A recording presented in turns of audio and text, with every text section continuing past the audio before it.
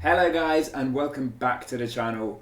Now I know I've been off the air for quite a few weeks or quite a few months even, but it is great to be back. As you can see, life's a bit more stable. I've got a brand new setup and I can't wait to carry on making videos to let you know what's happening in conflict zones around the world. So let's just jump into it because I've got three things to show you today. So number one, let me just put my screen on here. I came across this article yesterday. Russian troop build-up near Ukraine alarms NATO. This was on the BBC, so if you look down, it's talking about a large build-up of Russian forces on the Ukrainian border. They reckon around 20,000 men, including artillery, tanks, and Russia is doing this because they're accusing NATO of floating the idea of sending troops to Ukraine. Now, this always looks like it's a bit of an escalation, so I wanted to talk about my views on this, and really, if I'm honest, I don't actually see this being much of an issue. Now, I don't say that lightly, but there's so many factors to be taken into account here. Number one, the time of year, it's spring. This is when spring offensives or threats of them always kind of come about. The weather starts to change, troops can become a bit more mobile. Don't forget Ukraine, especially in the east, it gets really bogged down in the winter, so nothing's really possible. I mean, I've been there, it gets muddy. It's mud up to your knees. You're not going to be able to move large amounts of troops at all. But now the ground's starting to harden, you get that idea again, so these threats get a bit more of credibility against them. But the reason I don't think it's going to happen is because, really, why would Putin want this to happen? He's got Ukraine exactly where he wants it. He wants it in an unstable condition. He wants it in an unstable condition. So it can't join NATO. It can't become a full-fledged member because it's got active rebellion, as it's called, in its own country. Now, he's not going to turn that into an actual invasion and risk a proper NATO response. So he's not really going to be sending any troops. And is NATO going to send any more troops?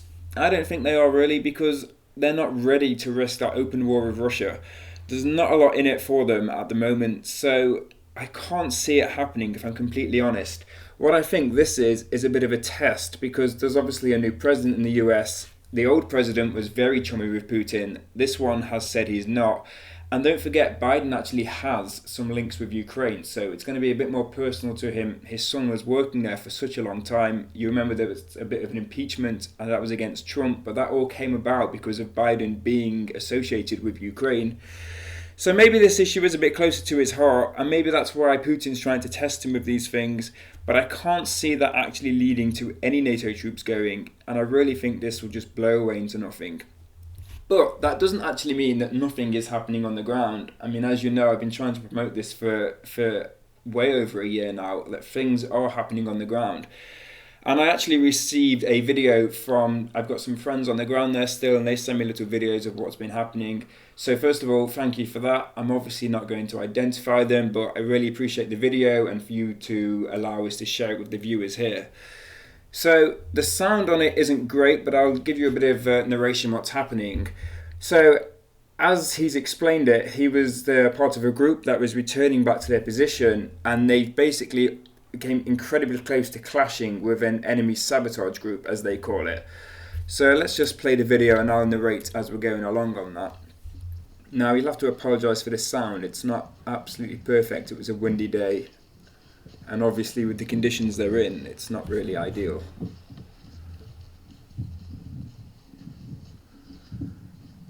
So you can see here the troops, they are on edge a little bit already. They know something's around, and at this point he said he was aware that the sabotage group is after them. And I'm not immediately clear if visual was made here or not, but he said they got the starkest warning over the radio because a battalion close by had spotted them, and that's led them to fleeing because this other group was incredibly well armed.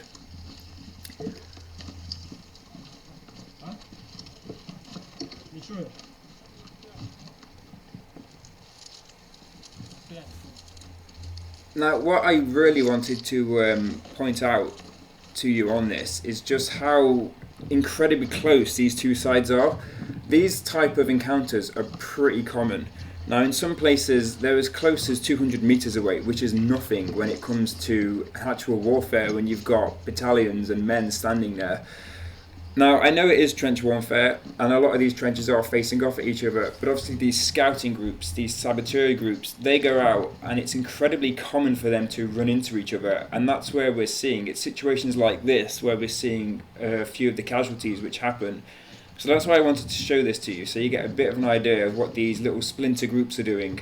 So it's not just full-on frontal trench warfare, but it's little groups like this doing little side work, which is actually unfortunately picking up casualties for both sides. Now this video fortunately has a happier ending. The people I know made it back, and they are received well by their, if we scroll through you can see they've linked up with the other battalion. But what my friend said is they were supported by the battalion with small arms fire, and I think you can hear it a bit in the background, but obviously the sound wasn't perfect. But yeah, I thought that was an interesting video, and I wanted to share that with you, and thank you again for sending that in. I think our viewers would have really enjoyed it, so I appreciate that. I do actually have a few more videos that they've sent of different trainings and different positions, so I'm going to be sending them out over the next few weeks to give you a chance to have a look at what's happening on the ground out there. But let's move on to the third piece of information that I want to share with you, again with the BBC. I know that a lot of our viewers are in America and you don't often probably check the BBC, but they do some really good work. And this is actually taking place in Ethiopia, in the Tigray. I don't know if many of you have heard about this little conflict. Well, I say little conflict. I never actually realised until I read this article how severe it's become. It kicked off last November when the government group, former government, decided they were going to take control by violent means. And then the current government of the time has basically declared war on them. It's a little insurgency that has blown out of control. And I was reading that it's displaced over 1 million people, which is incredible. Because I've not actually heard about this until recent times. But you might remember this, some of our viewers would have seen this. In March, videos were going around social media talking about a massacre which happened. And the videos are incredibly gruesome. The BBC have put a bit together, so I'll just show you this. Obviously it's been blurred out because it was really, really gruesome, but a lot of the original footage was on social media, if any of you saw that.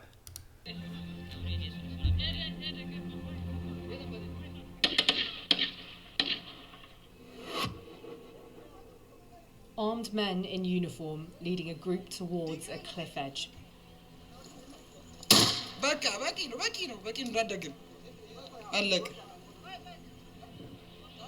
The BBC obtained this video and a number of others like it at the beginning of March. Around that time, they also started circulating on social media.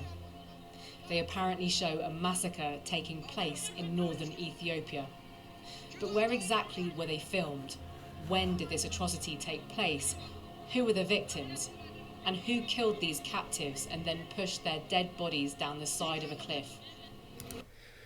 So, I mean, as it's been explained there perfectly, there's a lot of questions that came out of this. It seemed to be a really sharp escalation, or at least to Western eyes who probably weren't paying much attention to this. But what I wanted to do today, I mean, I'll probably go into a bit of detail on the actual conflict here in another video, but I wanted to point out what the BBC have managed to do since these videos were published. And they've done it with Bellingcat. Now, I know a lot of you will know Bellingcat. They did some incredible work in Ukraine as well. They're really, really top level, basically investigative journalists. They're able to find out incredible things.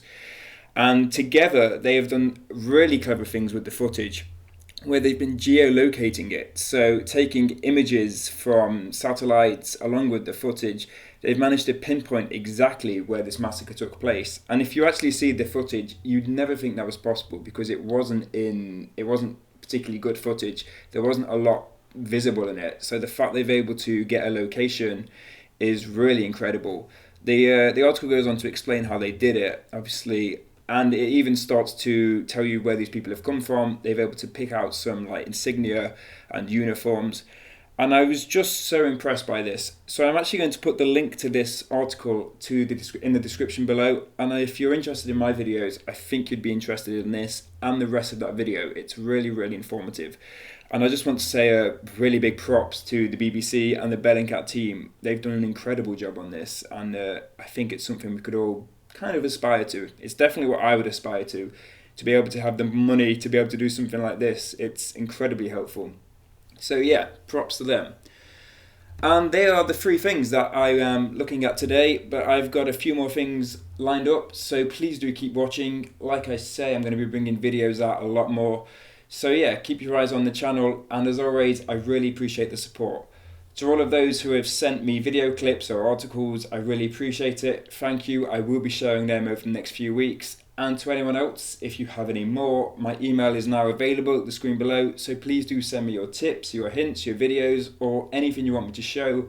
I'll have a look, I'll put my insight on it, and maybe I'll share it with the viewers, and that would be a really good way of us getting this little community together to share and to make sure that these conflicts and these wars that so few people seem to know about will get as seen by as many people as possible.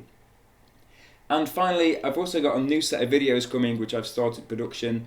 I'm hoping to drop them next week. I'm going to drop 5 to start with, but it's just a little bit of a fun, tongue-in-cheek way of keeping track of what's happening around the world. There's so many players on the global stage, so many people, politicians, terrorist groups, that it does get a bit confusing. So I'm making a new series of videos to make it a bit easier for people to understand who people are and where they are, and especially what they want. But that's all coming next week. Thank you very much. Oh, sorry, I haven't even mentioned the documentary. The documentary is happening. It's looking great. It's been incredibly stressful. COVID hasn't helped it at all because everywhere is closed. But I will do a proper video where I'll get the project up. I'll run you through the timeline. I'll show you what I've got and what I need help with. Because if I'm honest, I'm reaching near the end of my expertise on it. Hoping to bring a bit of a professional editor and someone to help with the sound and the music, but I will do a video shortly sharing all that with you. So yeah, there's lots to look forward to, and I look forward to bringing you more content soon. Have a great Easter, guys. Take care.